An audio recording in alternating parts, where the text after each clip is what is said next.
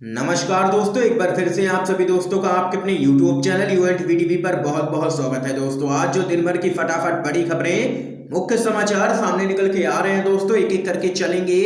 तमाम बेहद बड़ी खबरें आगे इसी वीडियो में जानेंगे। लेकिन उससे पहले दोस्तों आप लोगों से एक छोटा सा निवेदन है कि अगर आप लोग भी खुल करके देश भर में नफरत फैला रही गोदी मीडिया का बहिष्कार करते हैं तो अभी इस वीडियो को लाइक कीजिए, चैनल को सब्सक्राइब करके बेल के आइकन को जरूर दबा दीजिए दोस्तों, और कमेंट बॉक्स में कमेंट करके अपनी राय जरूर बता सकते हैं कि आप लोगों के अनुसार तीनों ही कृषि कानून रद्द होने चाहिए या फिर नहीं। दरअसल दोस्तों पहली बड़ी खबर जान लेते हैं। टीवी के माध्यम से किसानों को गुमराह करने की कोशिश कर रहे हैं पीएम मोदी, ये यहां पर जोरदार हमला बोला है सीएम ममता बनर्जी ने। आप लोगों को दोस्तों बताते चले, पश्चिम बंगाल की मुख्यमंत्री ममता बनर्जी ने कहा है कि किसानों की समस्या को सही तरीके से हल करने के बजाय प्रधानमंत्री मोदी टीवी के माध्यम से उन्हें गुमराह करने की लगातार कोशिश कर रहे हैं। देख सकते हैं दोस्तों, सीएम ममता बनर्जी ने लिया है प्रधानमंत्री मोदी को निशाने पर और गोदी मीडिया के जरिए झूठ फैलाने का लगाया है प्रधानमंत्री मोदी पर आरोप। इसके साथ ही दोस्तों एक और बड़ी अपडेट जान लेते हैं। किसान यूनियन ने खटकाया सुप्रीम कोर्ट का दरवाजा, कृषि कानूनों को बताया है किसान विरोधी कानून। आप लोगों को दोस्तों बताते चले, मोदी सरकार के द्वारा पारित किए गए 3 कृषि कानूनों के खिलाफ हजारों किसानों का दिल्ली की सीमाओं पर विरोध प्रदर्शन लगातार जारी है। इस बीच भारतीय किसान यूनियन लोक शक्ति की ओर से सुप्रीम कोर्ट में याचिका दायर की गई है। किसान यूनियन ने याचिका दाखिल कर तीनों ही कृषि कानूनों को यहां पर असंवैधानिक करार देते हुए पहले से इस मामले में लंबित मामलों में दखल देने की गुहार लगाई है। सुप्रीम कोर्ट में अधिवक्ता एपी सिंह के माध्यम से दायर एक याचिका में भारतीय किसान यूनियन के गुट ने दावा किया है कि कृषि कानून किसानों के हित में नहीं है, इसके बजाय यह केवल कॉरपोरेट हितों को प्रमोट करने के लिए लाए गए हैं मोदी सरकार की तरफ से। इसलिए ये तीनों ही काले कानून रद्द किए जाएं, ये यहाँ पर किसान यूनियन ने मांग की है सुप्रीम कोर्ट में और खटखटाया है सुप्रीम कोर्ट का दरवाजा और जल्द से जल्द दखल देने की मांग की है किसान यूनियन ने। तो वहीं दोस्तों एक और बड़ी खबर सामने निकल के आ रही है, आप लोगों को बताते चले। किसान आंदोलन को लगातार बदनाम करने की गोदी मीडिया की तरफ से कोशिश की जा रही है, इसमें बीजेपी आईटी सेल भी पीछे नहीं है। अजीत अंजुम पर हमले की खबर वायरल हो चुकी है जो कि पूरी तरीके से झूठी है, आईटी सेल का है कारनामा। आप लोगों को दोस्तों बताते चले, किसान आंदोलन से निपटने में लाचार अंधभक्त और आईटी सेल वाले अब उन पत्रकारों को बदनाम करने में लगे हैं जो दिन रात आंदोलित किसानों के बीच जाकर के पूरे मामले की असली तस्वीरें दुनिया को दिखा रहे हैं। वरिष्ठ पत्रकार और संपादक अजीत अंजुम अपने यूट्यूब व फेसबुक चैनलों पर किसान आंदोलन की लगातार ग्राउंड रिपोर्टिंग कर रहे हैं। गोदी मीडिया वाले न्यूज चैनल और अखबार तो सरकार के दलाल बनकर के किसानों को ही लांछित कर रहे हैं। ऐसे में डिजिटल मीडिया के लोग किसान आंदोलन की सच्ची तस्वीर जनता को दिखा रहे हैं। ऐसे में सरकारी भक्त और भाजपाई आईटी सेल के लोग अब डिजिटल जर्नलिस्ट के पीछे पड़ गए हैं। वे कोशिश कर रहे हैं कि ग्राउंड रिपोर्टिंग करने वाले आजाद पत्रकारों को डरा दिया जाए जिससे वे चुपचाप घर बैठ जाएं, पर ऐसा होने वाला नहीं है। आप लोगों को दोस्तों बताते चले, बीजेपी आईटी सेल ने एक कारनामा किया है और सोशल मीडिया पर अजीत अंजुम पर किसानों के द्वारा हमले की खबर यहां पर वायरल कर दी है जो कि पूरी तरीके से गलत है। इस खबर पे दोस्तों आप लोगों की क्या राय है जरूर बता सकते हैं कमेंट बॉक्स में। इसके साथ ही दोस्तों आइए एक और बड़ी अपडेट जान लेते हैं। बीजेपी ने नीतीश कुमार को दिया है बहुत बड़ा झटका, बिहार में सरकार पर इसका असर पड़ना लगभग तय। आप लोगों को बताते चले, बीजेपी ने अपने ही सहयोगी दल जेडीयू को बड़ा झटका दिया है। बिहार में नीतीश सरकार में शामिल बीजेपी ने अरुणाचल प्रदेश में नीतीश कुमार की पार्टी जेडीयू के 6 विधायकों को तोड़ लिया है। आपको बता दें कि राज्य में जेडीयू के 7 विधायक थे जिनमें से 6 बीजेपी में शामिल हो गए हैं। तो वहीं दोस्तों आप लोगों को बताते चले, माना जा रहा है कि बीजेपी के इस कदम का असर बिहार में भी पड़ सकता है। पार्टी के नेताओं का कहना है कि यह कदम बीजेपी के साथ संबंधों में खटास ही लेकर के आएगा। देख सकते हैं कि बीजेपी ने बड़ा झटका दिया है नीतीश कुमार को और तोड़ लिए हैं अरुणाचल प्रदेश में 6 विधायक। इस बीच एक और बड़ी अपडेट सामने निकल के आ रही है दोस्तों, जान लेते हैं।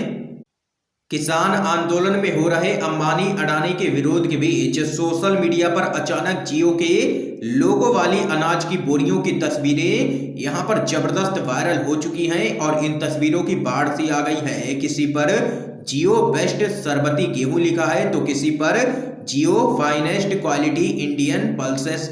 तो वहीं आप लोगों को बताते चले, रिलायंस जियो जैसी देश की नामी गिरामी कंपनी का नाम अनाज की बोरियों पर देख करके कुछ लोग हैरत में हैं, तो कुछ इसे किसानों के खिलाफ साजिश करार दे रहे हैं। बहुत सारे लोग आरोप लगा रहे हैं कि कृषि कानून रिलायंस जियो के मालिक मुकेश अंबानी जैसे लोगों को फायदा पहुंचाने के लिए ही लाया गया है। आप लोगों को दोस्तों बताते चले, national student union of India के अध्यक्ष मनोज लुबाना ने भी जियो के लोगों वाली बोरियों में भरे जा रहे गेहूं की फोटो शेयर करते हुए लिखा कि कानून बाद में बने हैं और थैले पहले। तो वहीं एक अन्य यूजर ने जियो के लोगों वाली बोरियों में भरे जा रहे गेहूं की तस्वीरें शेयर करते हुए लिखा है, रिलायंस को मोदी जी पर पूरा भरोसा है, जियो का अनाज गोदाम ही तैयार नहीं हुआ है बल्कि बोरियों पर भी नाम छप चुका है। तो वहीं दोस्तों अब आप लोगों को बताते चले, सोशल मीडिया पर लगातार दावा किया जा रहा है कि रिलायंस जियो अपना अनाज बाजार में उतारने के लिए पूरी तरीके से तैयार है। अनाज की पैकिंग वाली बोरियों पर जियो का लोगो भी छप चुका है। तो वहीं दोस्तों हमारे सूत्रों से पता चला है कि रिलायंस जियो अभी तक तो अनाज के व्यवसाय में नहीं उतरी है। जियो के लोगो वाली जिन बोरियों की फोटो सोशल मीडिया पर वायरल हैं, वे बाजार में अभी तो आसानी से उपलब्ध हैं और कई थोक व्यापारी उनमें अनाज भर करके बेच रहे हैं। ये यहाँ पर दोस्तों बड़ी खबर सामने निकल के आई है। इसके साथ ही आइए एक और बड़ी अपडेट आप लोगों को बताते चलें। पंजाब हरियाणा में जियो का कनेक्शन काट रहे हैं किसान, बोले अंबानी जैसों के फायदे के लिए ही बना है कृषि कानून। आप लोगों को दोस्तों बताते चले, पंजाब और हरियाणा में किसान आंदोलन के चलते रिलायंस इंडस्ट्रीज के सामान का भी बहिष्कार लगातार किया जा रहा है। कृषि कानूनों का विरोध कर रहे किसानों के निशाने पर खास तौर पर अडानी और अंबानी है। दिल्ली में चल रहे किसान आंदोलन के दौरान प्रदर्शनकारियों ने रिलायंस जियो का बाइकआउट करने की मांग भी उठाई थी, जिसके बाद से ही जियो के कस्टमर्स में भारी कटौती देश भर में देखने को मिली है। अब खबर सामने निकल के आ रही है कि पंजाब और हरियाणा में किसानों ने रिलायंस जियो के टावरों को निशाना बनाना शुरू कर दिया है। खबर के मुताबिक आप लोगों को दोस्तों बताते चले, पंजाब और हरियाणा में किसानों के द्वारा रिलायंस जियो टावर की बिजली के कनेक्शन काटे जा रहे हैं। अब तक इन दोनों राज्यों में 12 से ज्यादा रिलायंस जियो के बिजली कनेक्शन काटे जा चुके हैं। आप लोगों को आगे बताते चलें, हाल ही में रिपोर्ट भी सामने निकल के आई है कि लगातार 2 महीने से एयरटेल रिलायंस जियो को पछाड़ रही है, यानी कि जियो के मोबाइल ग्राहकों में भारी कमी देखने को मिली है। तो वहीं किसानों का कहना है कि तीनों ही कृषि कानूनों का फायदा सिर्फ चुनिंदा पूंजीपतियों को ही होगा। ये सरकार और पूंजीपति मिलकर के पंजाब की कृषि भूमि पर कब्जा करना चाहते हैं। तो वहीं दिल्ली के सिंघू बॉर्डर पर बैठे किसानों का कहना है कि जब तक मोदी सरकार काले कानूनों को वापस नहीं लेगी तब तक हम यहां से हिलेंगे भी नहीं। ये यहां पर दोस्तों देख सकते हैं कि बड़ी खबर सामने निकल के आई है। लगातार किसानों की तरफ से बाइकआउट किया जा रहा है रिलायंस जियो का, और यहां पर देख सकते हैं कि पंजाब हरियाणा में जियो का कनेक्शन काट रहे हैं किसान। इसके साथ ही दोस्तों एक और बड़ी अपडेट जान लेते हैं, किसानों को कोई नहीं कर रहा है गुमराह, मुद्दे का हल निकाले पीएम के भाषण पर राकेश टिकैत का खरा जवाब। आप लोगों को दोस्तों बताते चले, केंद्र की मोदी सरकार के विवादित कृषि कानूनों के खिलाफ दिल्ली की सीमाओं पर जारी किसानों के प्रदर्शन के बीच प्रधानमंत्री नरेंद्र मोदी के द्वारा कुछ राज्यों के किसानों से वर्चुअल संवाद में आंदोलन पर हमला बोलने पर भारतीय किसान यूनियन के राष्ट्रीय प्रवक्ता राकेश टिकैत ने यहां पर पलटवार किया है। उन्होंने कहा है कि आंदोलन में सिर्फ किसान बैठे हैं और किसानों को कोई भी गुमराह नहीं कर रहा है। आप लोगों को आगे बताते चले, भारतीय किसान यूनियन के नेता ने कहा है कि किसानों को कोई भी गुमराह नहीं कर सकता है, यहाँ सिर्फ किसान ही मौजूद हैं और उनका सिर्फ ये मकसद है कि एमएसपी पर कानून बने और सरकार इन कृषि कानूनों को तत्काल रद्द करे। इस मामले का हल तो प्रधानमंत्री और भारत सरकार को ही निकालना है, कोई विपक्ष या राहुल गांधी को नहीं। इसलिए पहले बैठक कर समझौता करो और कानून को वापस लो। 1 महीना हो गया है, किसान घर वापस जाने वाले नहीं हैं किसी भी कीमत पर, जब तक ये काले कानून वापस नहीं लिए जाते हैं मोदी सरकार की तरफ से। ये यहाँ पर दो टूक कहना है राकेश टिकैत का, और यहाँ पर प्रधानमंत्री मोदी के भाषण पर किया है पलटवार राकेश टिकैत ने। इसके साथ ही दोस्तों एक और बड़ी अपडेट जान लेते हैं, भारत में किसान आंदोलन पर अमेरिकी सांसदों ने जताई है चिंता। विदेश मंत्री माइक पोम्पियो को लिखा है पत्र। आप लोगों को दोस्तों बताते चले क्या कुछ है पूरा मामला। भारत में मोदी सरकार के विवादित कृषि कानूनों के खिलाफ जारी किसानों के विरोध प्रदर्शनों को लेकर के अमेरिकी सांसदों ने काफी चिंता व्यक्त की है। अमेरिका के साथ बेहद प्रभावशाली माने जाने वाले सांसदों ने विदेश मंत्री माइक पोम्पियो को पत्र लिख करके अपनी चिंता जाहिर की है। इन सांसदों ने पोम्पियो से अपील की है कि वह भारत में किसानों के प्रदर्शन का मुद्दा भारत सरकार के सामने उठाएं। इनमें भारतीय अमेरिकी मूल की सांसद प्रमिला जयपाल भी शामिल है। अमेरिकी सांसदों ने पोम्पियो को लिखे पत्र में कहा है कि यह मुद्दा पंजाब से ताल्लुक रखने वाले अमेरिकी सिखों से भी जुड़ा हुआ है और दूसरे राज्यों के भारतीय अमेरिकियों को भी प्रभावित करता है। इसलिए इस मुद्दे को भारत सरकार के सामने उठाएं और उनसे पूछें कि भारत में किसानों पर इतना अत्याचार क्यों कर रही है मोदी सरकार। ये यहाँ पर दोस्तों बड़ी खबर सामने निकल के आई है। अमेरिका के 7 सांसद भी उतर आए हैं किसानों के समर्थन में। इस बीच एक और बड़ी खबर जान लेते हैं दोस्तों। कांग्रेस ने केंद्र की मोदी सरकार पर किया है जोरदार हमला। कहा किसानों को थका दो भगा दो की नीति पर काम कर रही है मोदी सरकार। आप लोगों को दोस्तों बताते चले प्रधानमंत्री नरेंद्र मोदी के द्वारा किसान सम्मान निधि की घोषणा को लेकर के कांग्रेस ने मोदी पर तीखा हमला बोला है।